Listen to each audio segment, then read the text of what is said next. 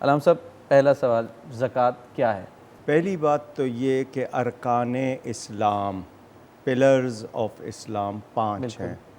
بنی الاسلام علی خمس، اسلام کی عمارت 5 پر یعنی 5 ستونوں پر ہے۔ پہلی گواہی ہے اللہ تعالیٰ کی، رسول پاک صلی اللہ علیہ وسلم، جو ہم ایمان مفصل ایمان مجمل پڑھتے ہیں۔ دوسری نماز، تیسری زکوٰۃ، چوتھا روزہ، پانچواں حج۔ تو یہ ارکان اسلام میں سے ایک رکن ہے۔ اس کا منکر مسلمان نہیں، نہ دینے والا وہ گناہگار ہے، اور جو دیر کرے وہ پھر اس کے مسائل اس کے ساتھ ہوتے ہیں۔ اس کو کہتے ہیں مخصوص شرائط کے ساتھ اپنے مال کے ایک مخصوص حصے کا کسی مستحق کو مالک بنانا۔ زکوٰۃ کے ویسے لفظ کے معنی اگر دیکھیں گے تو قرآن میں یہ لفظ 32 مرتبہ آیا ہے۔ اللہ اکبر۔ اس کے علاوہ بھی اس کا ذکر صدقات کے حوالے سے، دوسرے لفظی معنی اس کے بنتے ہیں بڑھنا، پھیلنا، پھولنا۔ تو زکوٰۃ دینے سے مال کم نہیں ہوتا، مال میں صفائی آتی ہے، بڑھتا ہے، پھلتا ہے، پھولتا ہے۔ اور یہ دینے کے لیے جن لوگوں پہ ہے وہ یہ یاد رکھیں کہ وہ اپنی طرف سے کچھ نہیں دے رہے، رب تعالیٰ کے دیے ہوئے میں سے دے رہے۔ یہ بھی ہو گیا۔ اب یہ 3 چیزوں پر ہے۔ سونا، جس کو گولڈ کہتے ہیں، ٹھیک ہے، خالص سونا۔ چاندی، جس کو سلور کہتے ہیں، عربی میں ذہب اور فضہ، ٹھیک ہے۔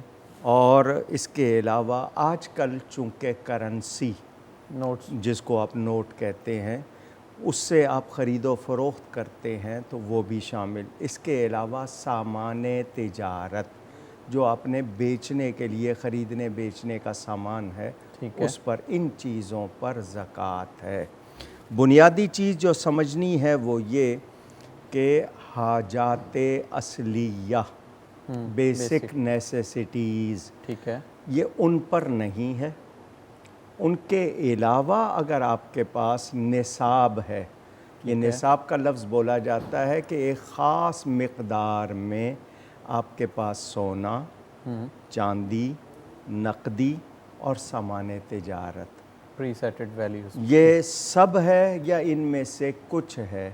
اب اس کے 2 نصاب ہیں۔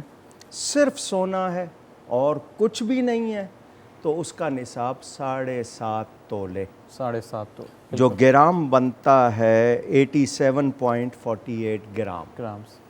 لیکن اگر صرف سونا اور کوئی بھی چیز نہیں ہے تب تو سونے کا ہوگا۔ ٹھیک ہے۔ ایک زمانہ تھا کہ چاندی اور سونا 52.5 تولے چاندی اور 7.5 تولے سونے کی قیمت برابر تھی۔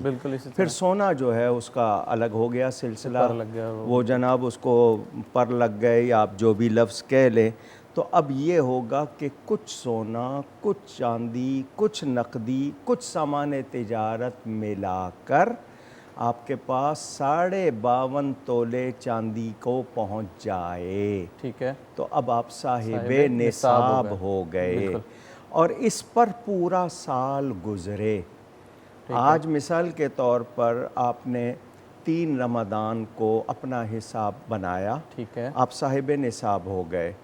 اب سال کے بعد اگلے 3 رمضان کو درمیان میں کم زیادہ ہوتا رہے، کبھی بہت زیادہ ہو گیا، کبھی کم، اگلے سال 3 رمضان کو آپ نے حساب کرنا ہے، اور آپ کے پاس جتنا ہے وہ اس پر آپ نے 40واں حصہ، ٹھیک ہے، تو 100 پر ہو گئے 2.5، ٹھیک ہے، 2.5%، اتنا آپ نے زکوٰۃ دینی ہے۔